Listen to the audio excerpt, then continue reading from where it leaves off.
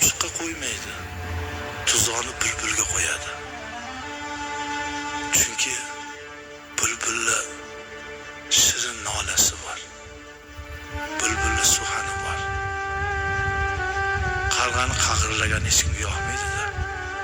Bir bog'bon ham bog'ida ishlab tursa, bir bulbul kelib shunday bir chiroyli sayrabdiki, bog'bon ishqiboz bo'lib qoldi. Ertaga tuzoq olib keldi, shu bulbulga qo'yib ushlaydi. Deb ertasiga o'sha bulbul qo'nib turgan daraxtga tuzoq qo'yibdi. Bulbul tuzoqqa ilinibdi. Bulbulni olib kelib qafasiga solib, endi maza qilib eshitib o'taman desa, bulbul so'zlabdi odamchasiga. Ey bog'bon, endi uyingni vakili bo'ldim, a'zoyi bo'ldim. Senga ham bir yaxshilik qilib qo'y. Men qo'nib turgan o'sha daraxtni tagida bir xum oltin ko'milgan ekan, men ko'rdim. Borib kavlab ol. Rostmikin deb bog'bon o'sha daraxtni tagini kavlasa bir xum oltin chiqibdi. Xursand bo'lib bog'bon kelib bulbulga, bulbul, juda dono, ko'zi o'tkir bulbul ekansan. Bir savolim bor.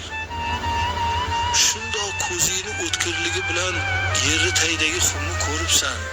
Nimaga ro'parangda turgan qo'poldan qo'pol tuzog'imni ko'rmading? Shakkoklik qilma inson. Sani domingga ilinish, sani uyingda qafasingda turish bu meni taqdirimda bitilgan.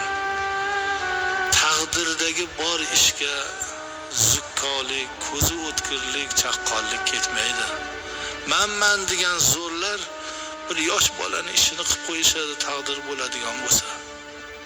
Men dono deganlar nodonni ishini qilib qo'yishadi.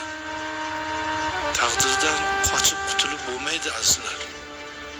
Mo'min musulmonni eng katta bu dunyodagi yutug'i